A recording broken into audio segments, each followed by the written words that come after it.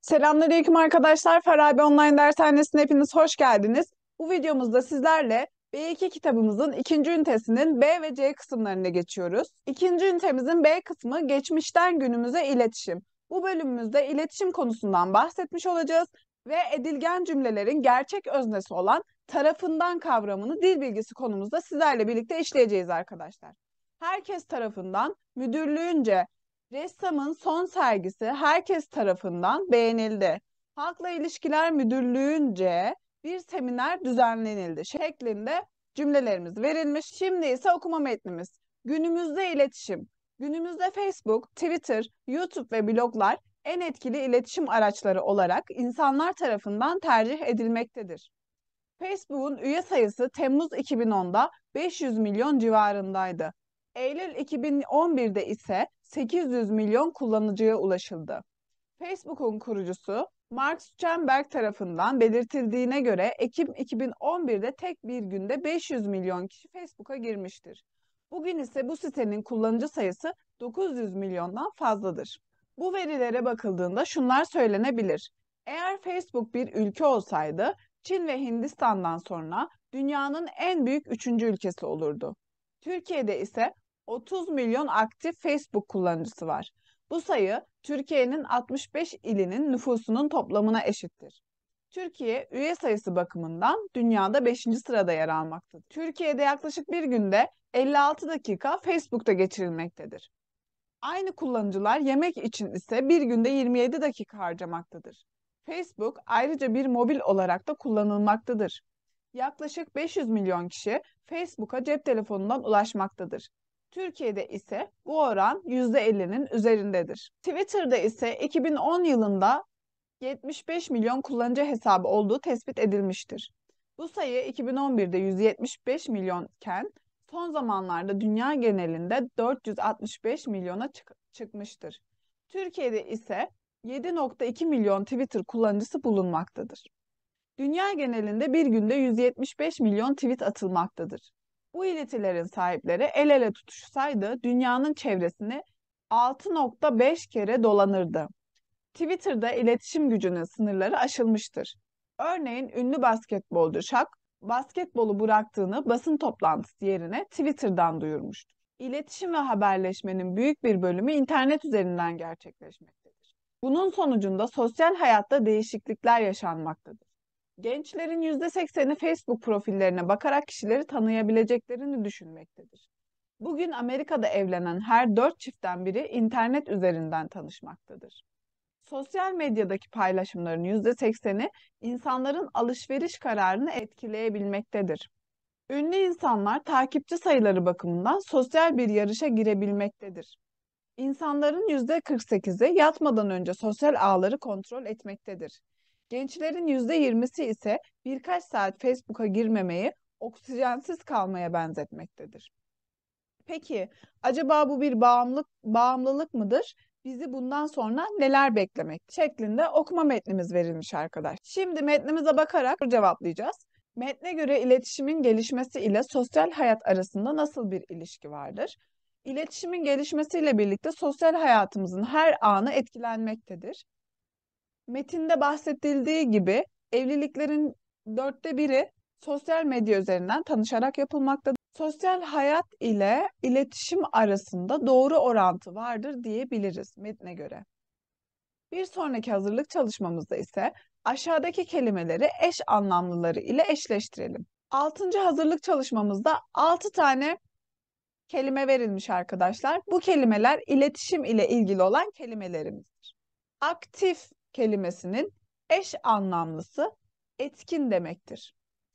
İleti kelimesinin eş anlamlısı mesaj demektir. Mobil kelimesinin eş anlamlısı taşınabilir, hareketli demektir. Ortalama kelimesinin eş anlamlısı yaklaşık demektir. Tespit etmek kelimesinin eş anlamlısı belirlemek, veri kelimesinin eş anlamlısı ise bilgi demektir.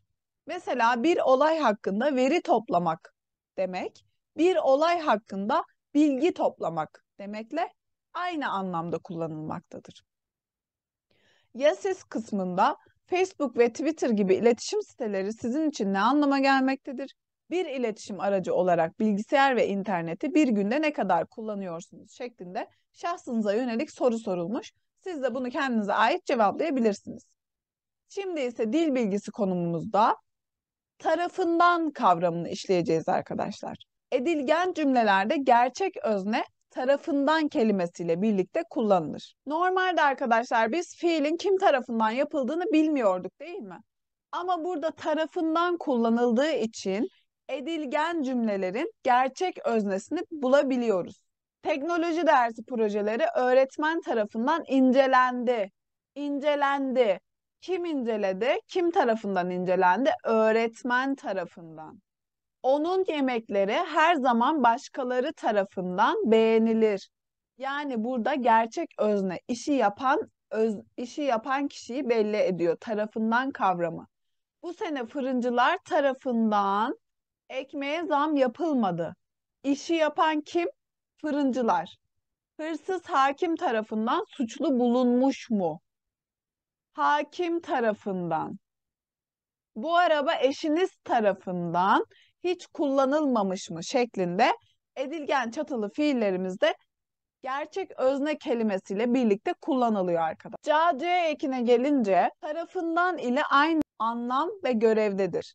Ancak edilgen cümlelerde gerçek özne bir grup ya da bir kurum gibi topluluk bildiriyorsa genellikle tarafından yerine ca ile kullanılır.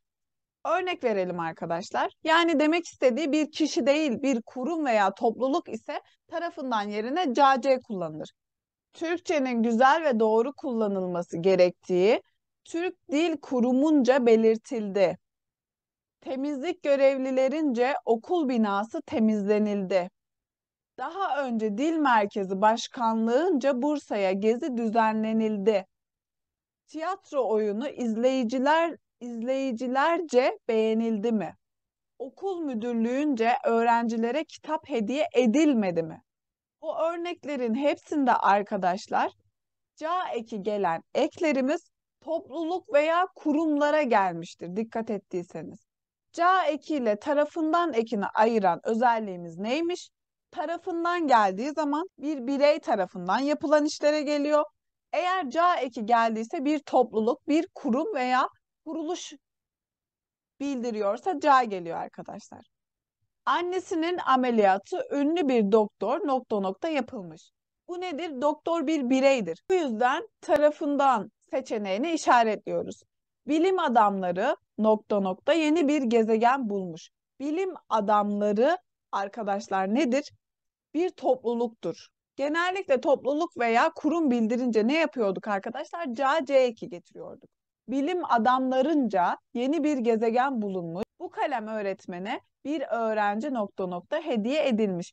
Bir öğrenci bireydir arkadaşlar. Bu yüzden bir öğrenci tarafından hediye edilmiş şeklinde işaretliyoruz. Bir sonraki hazırlık çalışmamıza geçtiğimizde ise arkadaşlar aşağıdaki cümleleri tarafından ve ca kullanarak edilgen yapalım.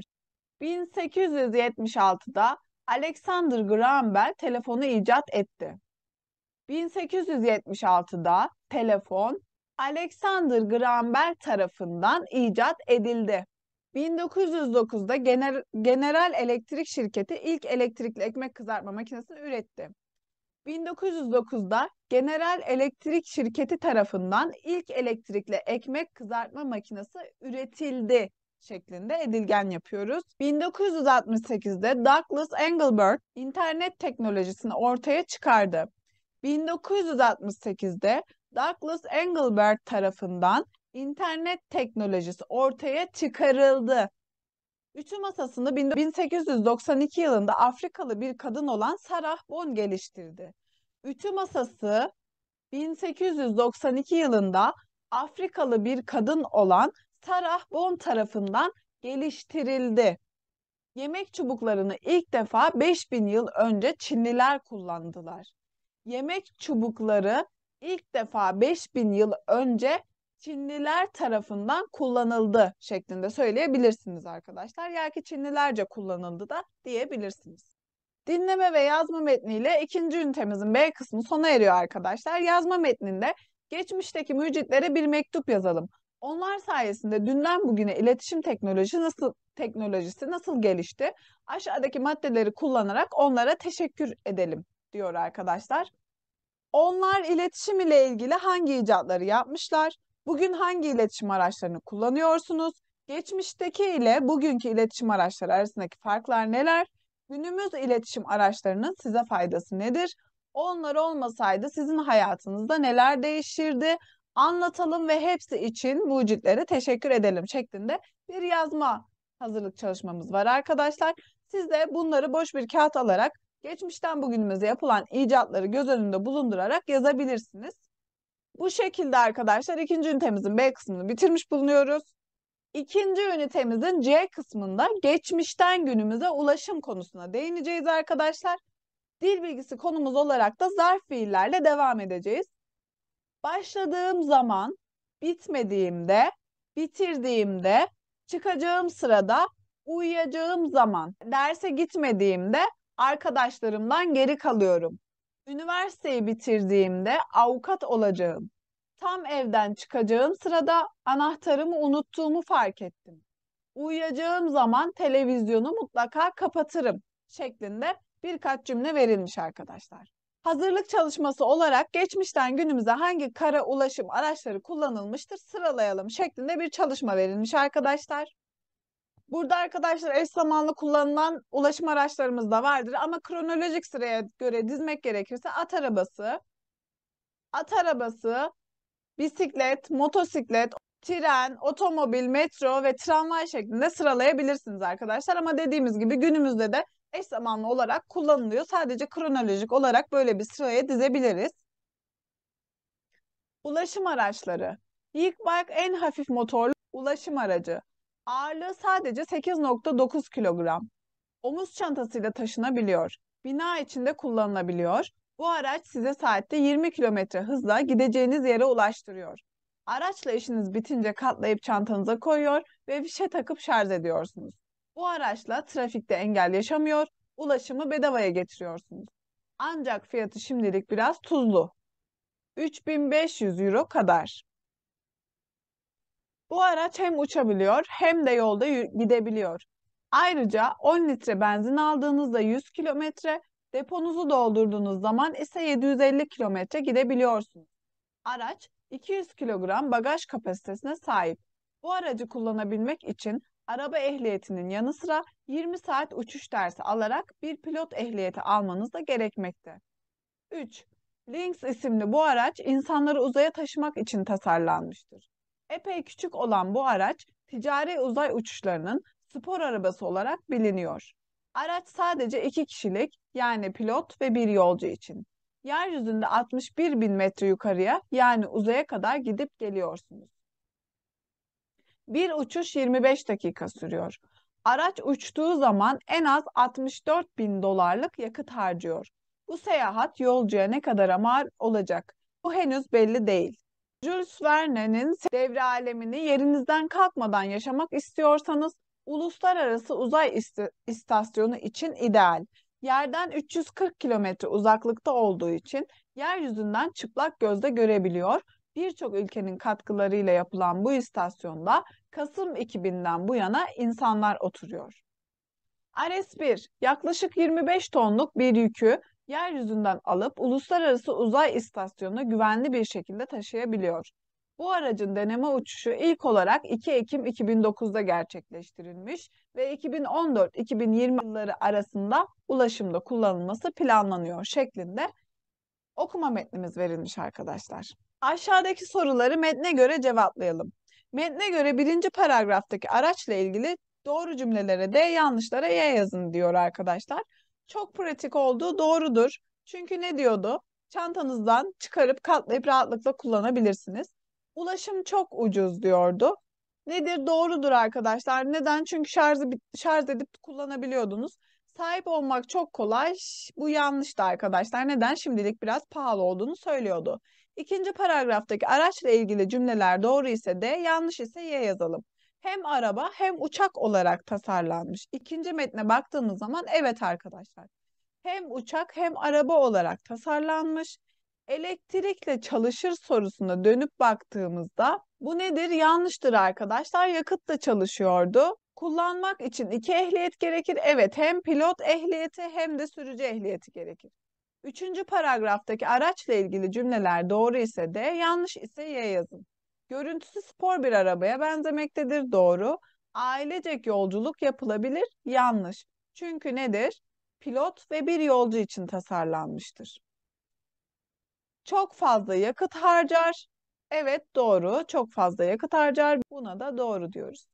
Dördüncü paragraftakiler D ise D, yanlış ise Y yazın. Yolculuk çok yorucu geçer. Bu yanlıştır. Neden? Oturduğunuz yerden rahatlıkla devre alem yapabiliyorsunuz. Dünyadan görülebilir. Doğru. 2000 yılından beri kullanılmaktadır. Doğru. Beşinci paragraftaki araçla ilgili aşağıdaki cümleler doğru ise D, yanlış ise Y yazın. Ağır eşyalar taşınılabilir. Bu nedir? Doğrudur. 25 tonluk. Yolculuk yapmak tehlikelidir. Yanlış. Gelecekte kullanılacaktır. 2014 ve 2020 arasında diyor arkadaşlar. Günümüze göre tabii ki de geçmiş zaman ama kitaptaki metnin yazılış tarihine bakınca gelecekte. Bu da doğru. Ya siz sorusunda sizce gelecekte hangi ulaşım araçları olacak şeklinde sizin şahsınıza ait bir soru sorulmuş arkadaşlar. Şimdi dil bilgisi konumuzda zarf fiillerimizi işliyoruz arkadaşlar. Bir önceki videolarımızda zarf fiillerimizden sıklıkla bahsettim. Bu ünitemizde arkadaşlar genel olarak şöyle bir konuyu tekrardan anlatmış olacağız. Zarf fiiller. Fiil ve madık, medik zarf fiilleri. Bu zarf fiil temel cümledeki olayın gerçekleşme zamanını anlatıyor. Nedir arkadaşlar? Derse girdiğimde saat 10'du. Tatile çıktığım zaman, tatile çıktığımda. Akşamları erken uyumadığımda ertesi gün kendimi çok yorgun hissederim gibi arkadaşlar. Dık dik ekleriyle gördüğünüz gibi zarf fiil kullanılmış. Bu zarf fiil geniş ve gelecek zaman ifade eden cümlelerde önce görevinde ve her zaman anlamında kullanılabilir. Yani ne demek? Yağmur yağdığı zaman, yağdığında, yağınca hüzünlenirim.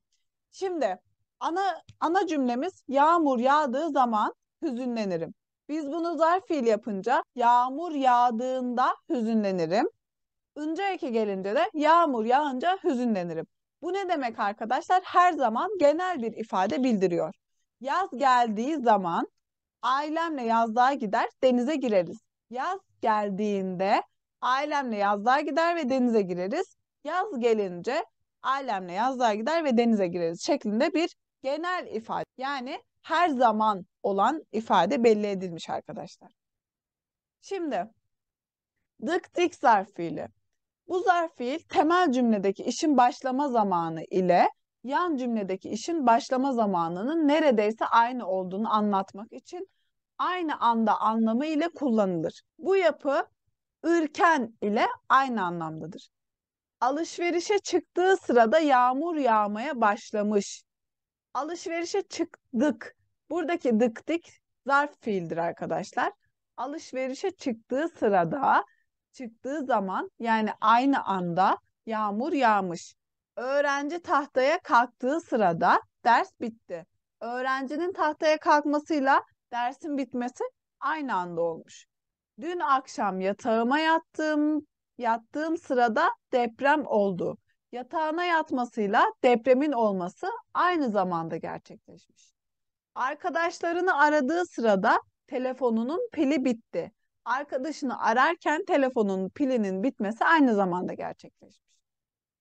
Şimdi ise hazırlık çalışmasında aşağıdaki boşları dığında ve dığı sırada ile doldurmamız istenilmiş. 5 kilo verdiğinde kendini daha iyi hissedecekmiş. Gitar çalmaya başla nokta nokta ilkokul 4. sınıfta mıydın?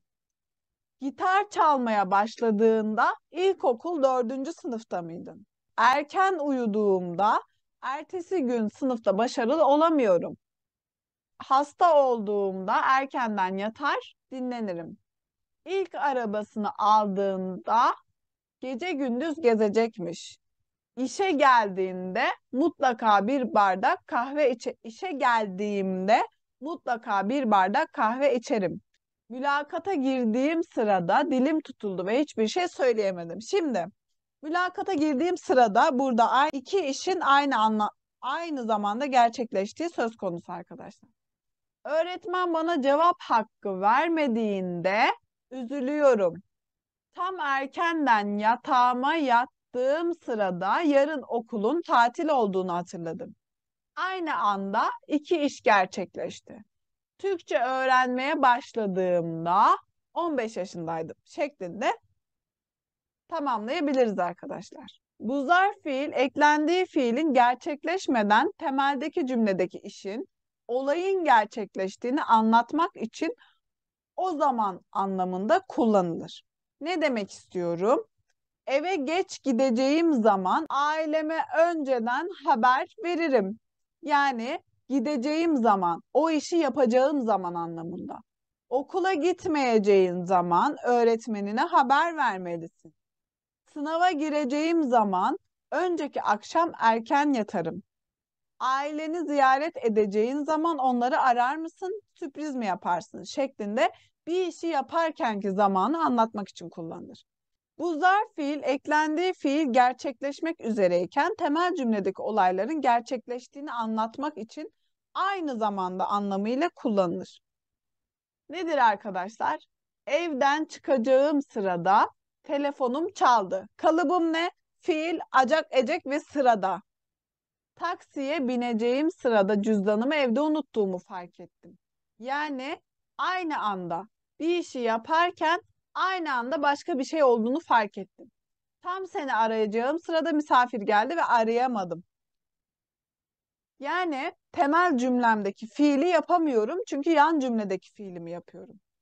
Doğum günümde şarkı söyleyeceğim sırada mikrofon bozuldu. Temel cümlemdeki fiilim mikrofonun bozulmasıyla yapılamadı. İşten çıkacağım sırada patronun mesaiye kalmamı istedi şeklinde verilmiş arkadaşlar. Aşağıdaki boşlukları örneklerdeki gibi dolduralım. Yani acak getirerek, acak sırada getirerek doldurmamız istenilmiş arkadaşlar. Eğer temel cümledeki eylemi yapamayıp yan cümlede yaptıysam sıradayı getireceğim. Eğer normalse acağı getireceğim. Ailem geleceği zaman çeşit çeşit yemek yaparım. Alışverişe çıkacağın zaman bana da haber ver. Derse gireceğim zaman mutlaka hazırlık yaparım. Dilekçesini vereceği sırada öğrenci işleri öğle tatiline girdi. Diş doktoruna gideceğin zaman bir hafta önceden randevu almalısın. Ödevini yapacağın zaman beni ara, sana yardım edeyim. Öğretmen konuyu anlatacağı sırada yangın alarmı çalmaya başladı. Saçlarını yıkayacağı sırada sular kesildi. Sınava gireceğim zaman çok heyecanlanırım. Uyuyacağın zaman söyle televizyonun sesini kısayım şeklinde örneklerimizi tamamlayabiliriz arkadaşlar. Ve ikinci ünitemizin C kısmının yazma bölümünde gelecekte sizden bir ulaşım aracı yapmanızı istiyorlar. Nasıl bir ulaşım aracı yapabilirsiniz? Aşağıdaki maddeleri kullanarak yazalım. Yani size günümüzdeki ulaşım araçlarından farklı bir ulaşım aracı tasarlamanız isteniyor. Neden bu aracı seçtiğinizi, hangi ihtiyaçlarını karşılayacağınızı, nasıl kullanılacağını, aracın boyutlarının nasıl olacağını, aracın renginin hangi renk olacağını ve de teknik özelliklerinizden bahsederek yazmanız isteniliyor arkadaşlar. Bu şekilde ikinci ünitemizi sonlandırmış oluyoruz. Evet arkadaşlar, bu videomuzda ikinci ünitemizin B ve C kısımlarından bahsetmiş bulunuyoruz. Bir sonraki videomuzda üçüncü üniteyle sizlerle birlikte olacağız. Hepiniz Allah'a emanet olun. Görüşmek üzere.